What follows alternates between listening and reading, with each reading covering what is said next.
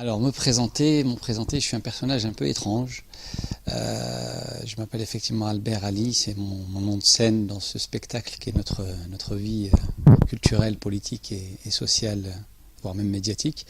Donc j'ai un parcours, donc je suis un produit de la politique migratoire française, puisque mon grand-père est arrivé juste après la Seconde Guerre mondiale, c'est-à-dire 47-48. Mon père est arrivé donc en France juste après mai 68. Et donc moi je suis de 73, donc 37 années bientôt ici. Donc je suis originaire du Nord, donc je suis un ch'ti. Et j'ai, comme beaucoup de jeunes de ma génération, un parcours scolaire classique, dans le sens où un parcours qui est lié, on va dire, encore une fois, à la politique scolaire de notre cher pays depuis ces 40 dernières années. Donc quelque part, je suis un rescapé de l'école républicaine, pour résumer, puisque je crois que je dois être le seul à avoir réussi à aller jusqu'au bac dans les collégiens de ma génération. On était une vingtaine quasiment ensemble dans la même classe tout le temps. J'ai eu donc ensuite, à partir du lycée, comme beaucoup de gens aussi de ma génération, un retour vers la foi de mes pères, à travers une interrogation identitaire profonde, avec ces contradictions qu'on vit au quotidien, qui est en pleine notre thématique. Donc le rapport à la France, le rapport au bled, le rapport à la famille, la place de l'islam dans tout ça. Donc une crise identitaire qui, au final, m'a ramené donc vers une compréhension saine de l'islam, qui m'a permis de me définir et de me projeter dans l'avenir, et finalement d'avoir un parcours associatif dans l'univers musulman français qui est très complexe et très détaillé. Donc pendant une vingtaine d'années, donc j'ai parcouru ce monde associatif musulman dans toutes ses dimensions, avec une implication locale, régionale, nationale dans les grandes associations musulmanes connues. J'ai assisté aussi à la naissance de grandes associations humanitaires spécialisées dans divers domaines, la jeunesse, les étudiants, etc.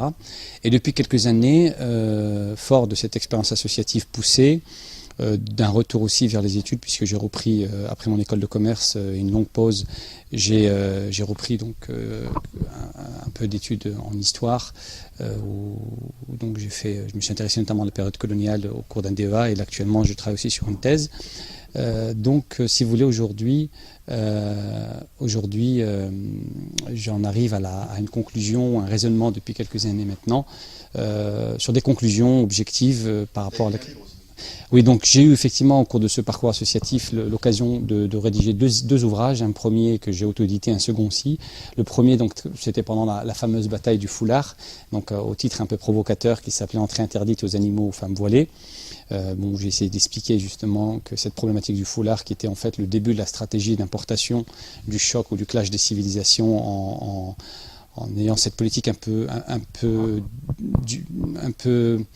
complexe, qui consiste à la fois à stigmatiser l'islam en tant que dogme, en tant que porteur d'un certain nombre en tant que somme d'un certain nombre de préceptes, à travers sa visibilité extérieure, et en même temps en continuant sans cesse à vanter l'idée que finalement l'immigration est une bonne chose, le cosmopolitisme est l'avenir de la France, et que c'est un fait acquis.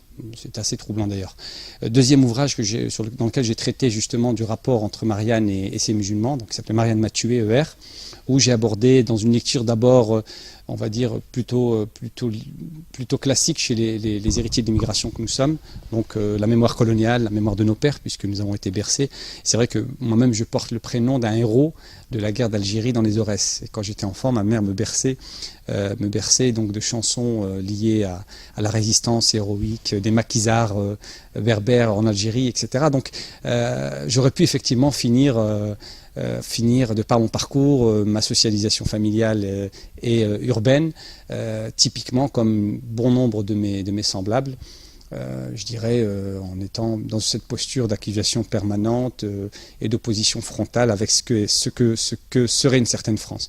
Donc dans Marianne Mathué, j'essaie effectivement d'aborder cette idée que la mémoire de l'immigration, la mémoire coloniale, c'est une porte d'entrée en politique intéressante, mais j'ai rapidement découvert après coup, d'où mon évolution et ma posture actuelle, que finalement la question de la lecture et de la compréhension de l'histoire coloniale et son héritage pour les populations qui me ressemblent, de même que l'histoire réelle de l'immigration, pas celle qui est mythifiée, celle qu'on connaît, de même que la posture qu'ont la plupart des miens ou de ceux qui me ressemblent concernant la situation actuelle en France, dans la grande majorité des cas, elle est perçue et analysée à travers des catégories finalement qui n'appartiennent pas à notre histoire. C'est-à-dire quand on réfléchit, c'est à travers normalement une vision du monde fondée sur notre héritage musulman que nous devrions, à mon sens, redécouvrir cette histoire, l'analyser, la comprendre pour pouvoir mieux se projeter. Or, toutes les catégories, ce sont des catégories d'analyse qui nous sont qu'on a naturellement absorbées, intégrées, et qui sont donc la logique victimaire, le choc frontal permanent comme stratégie d'expression, et finalement aucune capacité de se projeter dans l'avenir, si ce n'est qu'il faut réclamer des droits pour pouvoir les mettre en pratique, une égalité hypothétique. Et voilà, on tourne autour de cette question. Donc j'en suis arrivé effectivement après un long parcours à rédiger ces 2 livres. Et là je travaille sur un 3e livre justement, dont le thème traite de cette question particulière de la France et de ses musulmans et de la place de l'islam et des populations issues du monde de l'islam au sein de ce pays. Le titre devrait tourner autour de...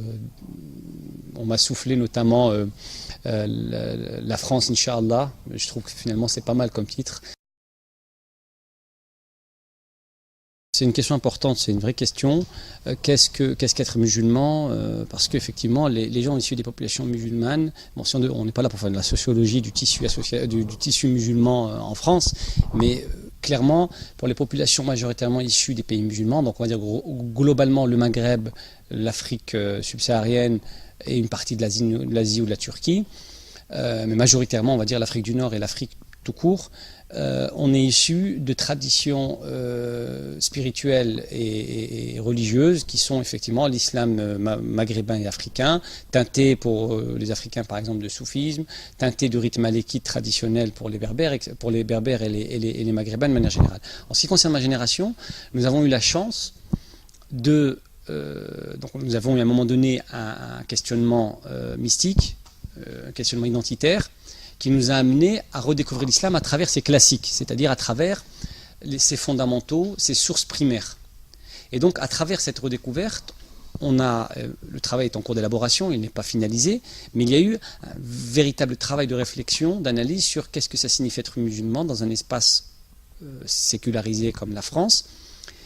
Et ça nécessite donc une certaine érudition. Donc ce qui nous a distingué effectivement de nos pères, c'est que nos pères avaient assimilé en héritage un islam traditionnel qui était pratiqué dans leur pays, qu'ils ont abandonné pendant d'ailleurs un moment, en étant dans leur situation, pendant l'exil et dans leur expérience d'ouvrier. Et nous avons redécouvert cet islam à travers une réflexion d'abord, donc une démarche de quête intellectuelle réelle, à partir des fondamentaux et des classiques, donc l'islam on va dire dans ses sources primaires, et à travers donc cette lecture et un travail de conscientisation, une production littéraire francophone qui a commencé, moi j'ai connu, je pense qu'à mon époque, il devait y avoir 2 ou 3 livres en langue française, dont 1 ou 2 sur les 3, donc on va dire la quasi-majorité, étaient fabriqués, imprimés, traduits en Arabie Saoudite. Donc aujourd'hui, je crois que la bibliothèque française musulmane, ça doit être quasiment 1000 titres qui traitent de toutes les questions, c'est des traductions d'ouvrages classiques, des productions innovantes sur un certain nombre de sujets, des traités d'explication de théologie, etc. Et donc toute une génération, donc la mienne, ceux qui est un peu plus vieux que moi, donc qui ont aujourd'hui 42, 45 ans, jusqu'aux jeunes d'aujourd'hui qui ont un peu plus de 10 ans, toute cette frange de la population est revenue à cet islam, on va dire, authentique, classique, érudit, avec l'ensemble de sa diversité d'expression, avec bien sûr la mondialisation, les moyens d'information qui existent. On a bien sûr la possibilité aujourd'hui, on voit de plus en plus des phénomènes de connexion directe avec une production théologique extérieure, mais de manière générale, c'est un islam qui se veut érudit, qui se veut, comment dirais-je, conforme à la pratique théologique, à ses fondamentaux.